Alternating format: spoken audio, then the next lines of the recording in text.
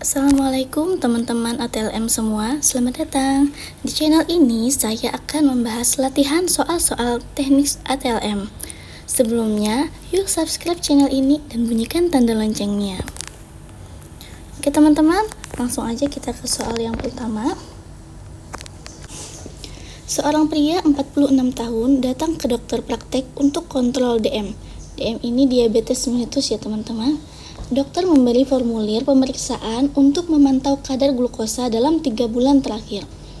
Pemeriksaan tersebut adalah A. Pemeriksaan HbA1c, B. Pemeriksaan insulin, C. Pemeriksaan C-peptidase, D. Pemeriksaan makroglobulin, atau E. Pemeriksaan glukosa.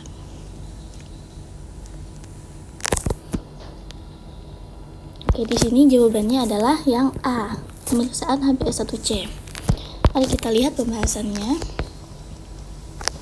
Pemeriksaan HbA1c atau hemoglobin A1c merupakan salah satu cara yang dapat dilakukan untuk mendiagnosis dan mengontrol kondisi diabetes. Pemeriksaan HbA1c berfungsi untuk mengukur rata-rata jumlah hemoglobin A1c yang berikatan dengan gula darah atau glukosa selama 3 bulan terakhir. Durasi ini sesuai dengan siklus hidup sel darah merah termasuk hemoglobin, yaitu 3 bulan. Apabila seseorang beresiko mengalami diabetes atau kerap mengalami peningkatan kadar gula darah namun belum terdiagnosis diabetes atau pradiabetes, pasien tersebut harus dapat memanfaatkan pemeriksaan HbA1c atau estimasi glukosa rata-rata untuk memastikannya. Pasien dianjurkan untuk menjalani pemeriksaan HbA1c setiap 1-2 tahun sekali atau sesuai dengan anjuran dokter. Namun jika pasien telah terdiagnosis menderita diabetes, pemeriksaan HbA1c dapat dimanfaatkan sebagai sarana kontrol terhadap keberhasilan pengobatan. Hal ini dilakukan dengan memastikan apakah kadar gula darah Anda telah berada di nilai yang telah ditargetkan. Oleh sebab itu, penderita diabetes dianjurkan untuk melakukan pemeriksaan HbA1c secara berkala setiap 3-6 bulan sekali. Oke teman-teman, kita lanjut ke soal nomor 2. Suatu klinik mengirim bahan pemeriksaan serum ke laboratorium untuk pemeriksaan HbA1c. ATLM menolak bahan pemeriksaan karena tidak sesuai dan meminta dikirim bahan yang sesuai. Bahan pemeriksaan yang sesuai untuk pemeriksaan tersebut yaitu pilihannya yang A darah ETA, B serum, C plasma, D urin, E cairan cerebrospinal. Di sini jawabannya itu A, darah ETA. ETA ini adalah salah satu antikoagulan yang dapat digunakan untuk proses pencegahan pembekuan darah. Jadi teman-teman untuk sampel HbA1c ini menggunakan darah ETA karena darahnya itu tidak boleh beku.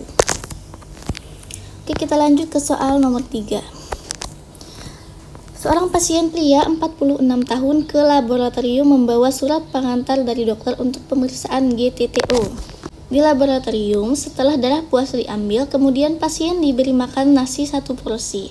Selanjutnya diambil darah pada jam pertama, kedua, dan ketiga setelah makan.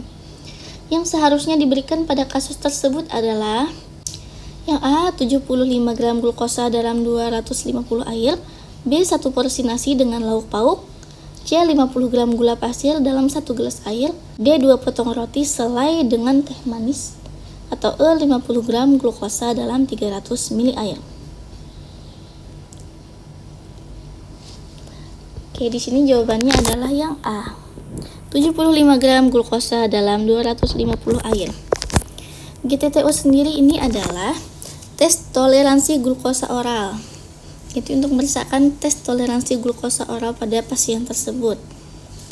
Jadi caranya yaitu dengan lakukan pengambilan sampel pemeriksaan glukosa pada pasien yang telah puasa tersebut. Kemudian kita kasihkan 75 gram glukosa yang dilarutkan dalam 250 ml air dan diminum dalam waktu 5 menit. Jadi ini berupa cairan ya teman-teman, cairan glukosa. Oke, kita lanjut ke soal nomor 4.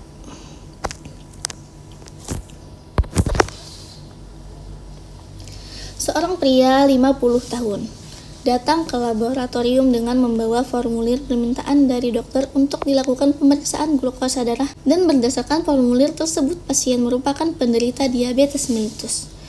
Petugas laboratorium menerima dan membaca formulir tersebut, kemudian menjelaskan kepada pasien tentang persiapan sebelum dilakukan pemeriksaan. Persiapan tersebut yaitu A.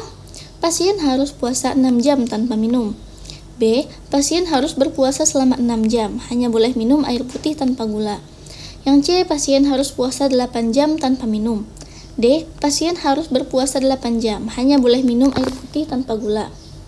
Atau yang E. Pasien harus berpuasa 8 jam dan boleh minum teh manis. Mungkin teman-teman pada tahu semua, ini jawabannya adalah yang D. Pasien harus berpuasa 8 jam hanya boleh minum air putih tanpa gula. Karena air putih tidak mengandung gula, ya teman-teman. Dan puasanya itu 8 jam untuk pemeriksaan glukosa. 8 minimal, kemudian 12 jam maksimal puasanya. Lalu kita lanjut soal nomor 5. Seorang pasien berusia 67 tahun datang ke dokter dengan tanda-tanda ikterus. Pasien ini diketahui baru saja pulang dari mengunjungi cucunya di daerah transmigrasi di Kalimantan. Pada formulir permintaan pemeriksaan ke laboratorium, dokter memberi tanda untuk tes urin yaitu bilirubin, urobilinogen, dan kimia darah yaitu bilirubin total, direct, dan indirect. Bagaimana penanganan spesimen urin yang baik? A. Spesimen urin secepatnya dibuat alkalis. B. Spesimen urin disimpan dalam freezer sebelum dianalisa. C. Spesimen urin pagi dengan penambahan 1 tetes formalin. D. Spesimen urin dilindungi dari cahaya dan segera dianalisis. E. Dipilih urin sewaktu dengan penambahan natrium karbonat. Oke teman-teman, di sini kita lihat dulu pemeriksaannya, itu untuk pemeriksaan bilirubin, urobilinogen, bilirubin total, direct, dan indirect. Jadi untuk bilirubin ini sampelnya yaitu harus dilindungi dari cahaya karena cahaya dapat sangat mempengaruhi hasil dari bilirubin. Jadi jawabannya adalah yang D. Spesimen urin dilindungi dari cahaya dan segera dianalisis. Karena sinar UV atau cahaya dapat berikatan dengan bilirubin ya teman-teman, sehingga konsentrasi bilirubin dalam sampel bisa berkurang. Oke, paham teman-teman ya? Selanjutnya kita lanjut ke nomor 6. Seorang ibu berusia 56 tahun datang ke dokter dengan keluhan sudah beberapa hari sakit pinggang. Setiap kali berkemih terasa panas dan sedikit sakit. Dokter memberinya pengantar ke laboratorium untuk melakukan pemeriksaan urin rutin. Diagnosa dokter pasien tersebut mengalami ISK. ISK ini infeksi saluran kemih. Unsur terbanyak yang terdapat dalam sedimen tersebut adalah A. Epitel, B. Leukosit, C. Eritrosit, D. Kristal oksalat, E. Kristal asam urat. Ya, teman-teman, untuk soal yang panjang seperti ini kita bisa langsung membaca ke pertanyaannya saja ya, untuk menghemat waktu kalian dalam menjawab soal. Jadi jawabannya itu yang B. Leukosit.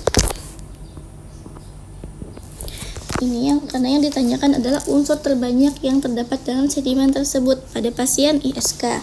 Jadi pada urin pasien yang mengalami infeksi saluran kemih ya teman-teman. Mari kita lihat pembahasannya. Karakteristik pasien penderita infeksi saluran kemih atau ISK berdasarkan unsur sedimen paling tinggi ditemukan pada sedimen organik, yaitu leukosit sebanyak 35,60%, sel epitel sebanyak 34,5%, sedangkan sedimen anorganik yaitu kalsium oksalat sebanyak 2,09%. Jadi yang paling banyak yaitu sel leukositnya sebanyak 35%. Oke, lanjut ke soal selanjutnya, soal nomor 7. Seorang pasien perempuan atas rujukan dokter minta pemeriksaan sedimentasi urin. Berdasarkan pemeriksaan didapatkan hasil rutin data pemeriksaan urin berwarna kehijauan, agak keruh, pH 6,3 dan BJ 1021. Sampel urin ditampung dalam tabung sentrifugasi dengan kecepatan 1500 rpm selama 5 menit. Filter dibuang dan sedimentasi dibuat preparat.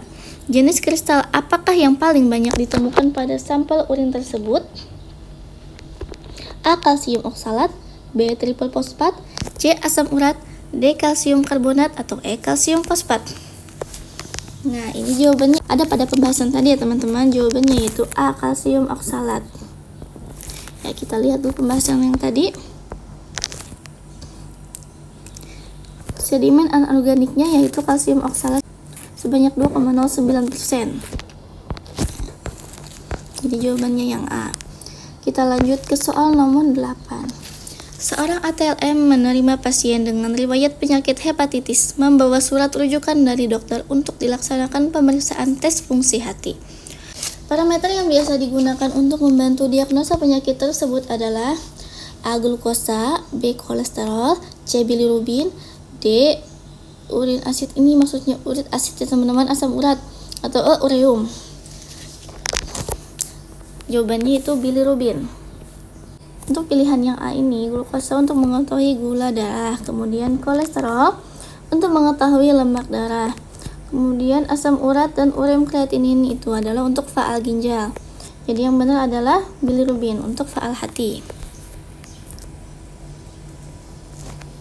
Oke, kita lanjut ke soal nomor 9.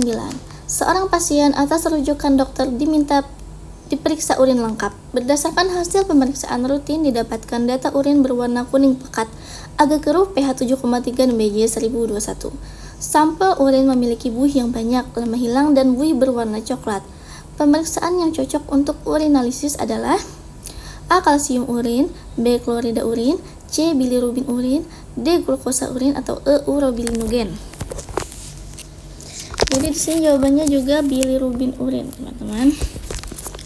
Karena kita lihat kata kuncinya itu urin berwarna kuning pekat. Kuning pekat ini berarti tanda bilirubin itu sangat tinggi.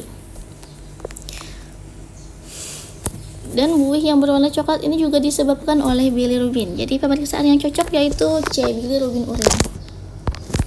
Kita lanjut nomor 10. Seorang pasien datang ke laboratorium dengan membawa surat dari dokter untuk pemeriksaan enzim darah. Pemeriksaan enzim diperlukan dalam penata laksanaan penyakit-penyakit yang menyerang organ hati. Pemeriksaan yang dilakukan oleh ATLM sesuai permintaan tersebut adalah A. AST dan ALT, B. CKMB dan LDH, C. GGT dan ACP, D. pankreatik amilase dan lipase, atau E. lipase dan ALT. Jawabannya yaitu yang A. AST dan ALT. Oke, mari kita bahas AST dan ALT ini untuk pemeriksaan faal hati atau penyakit hati. Kemudian CKMB inti untuk pemeriksaan atau mengetahui tentang penyakit jantung. Kemudian yang C, GGT dan ACP ini untuk mengetahui atau menilai kondisi kesehatan fungsi hati. Kemudian yang D, pankreatik amilase dan lipase. Lipase ini adalah untuk mengukur jumlah enzim di dalam darah. Jadi yang paling benar jawabannya itu yang A, AST dan ALT.